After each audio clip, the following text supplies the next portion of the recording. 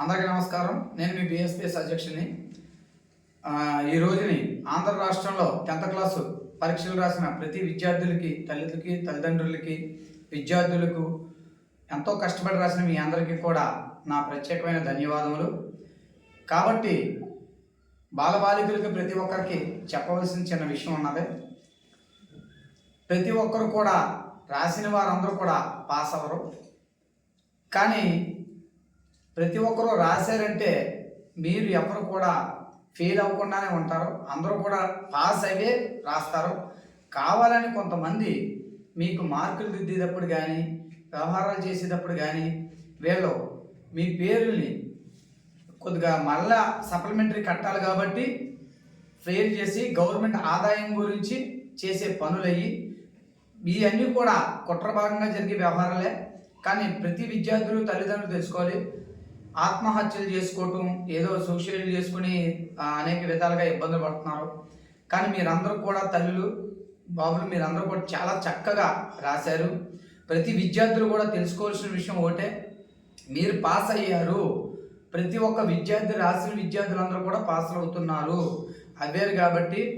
కానీ మీరు ఎక్కడైనా సబ్జెక్టులు తప్పుతారు తప్ప కానీ ఫెయిల్డ్ అంటూ అవరు. అది తప్పించడం కూడా అది వాళ్ళ లోపమే తప్ప మీ లోపం కాదు.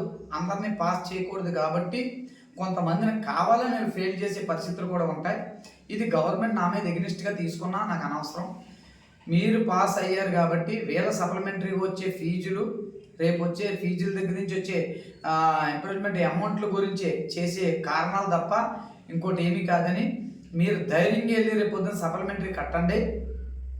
ఈ సప్లిమెంటరీ కట్టిన తర్వాత మీరు మళ్ళీ ఫస్ట్ క్లాస్లో అదే ఎగ్జామ్స్ రాస్తారు, అదే మార్కులు రాస్తారు, అదే పాస్ మళ్ళీ అవుతారు. కాబట్టి ప్రతి విద్యార్థులు పాస్ అవుతారు. ఇలాగా ఇంటర్మీడియట్ కానీ, డిగ్రీ కానీ, ప్రతి పోస్టులు, ప్రతి చదువుల్లో ఉన్న వాళ్ళు కూడా అందరూ కూడా ఉన్నతమైన విద్యలో ప్రతి ఒక్కరు మా వయసులో ఉన్నప్పుడు మేము 1వ తరగతిలోనే ఫెయిల్ అయ్యేవారు. కానీ మాకు అప్పుడు 4-5 టెక్స్ట్ బుక్లు ఉండి మీకు 40 టెక్స్ట్ బుక్లు ఉంటున్నాయి. అలాంటిదప్పుడు మీ నాలెడ్జ్ చూసి, మీ బ్రెయిన్ చూసి ఇప్పుడు ఈ రోజుని విద్యా సంస్థలు గర్వించుకోండి.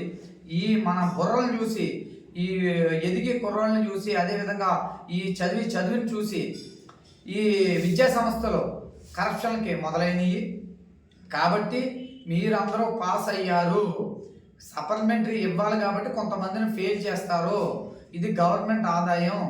అందువలన ప్రతి ఒక్కరూ తల్లిదండ్రులకి ఎవరు కూడా మీరెవరో పిల్లల్ని ఏమీ అనద్దు. అలాగే మాకు కూడా పిల్లలు ఉన్నారు, మా పిల్లలు కూడా రాశారు, మా పిల్లలు కూడా అంతంత మాత్రాన్ని ఇదయ్యారు. దీంట్లో ఈ వేటు బీసీ, ఎస్సీ, ఎస్టీ, మైనార్టీ పిల్లలపైనే, నిరుపేదలు ఎవరైతే ఉన్నారో వాళ్ళపై ఈ భారాలు పడతాయని చెప్పేసి ఈ సభాముఖంగా తెలియజేస్తూ, ఈ పరీక్షలు రాసే ప్రతి ఒక్కరు కూడా మీరందరూ పాస్ అయ్యారు. ఇది అంతా కూడా కుట్ర భాగమే.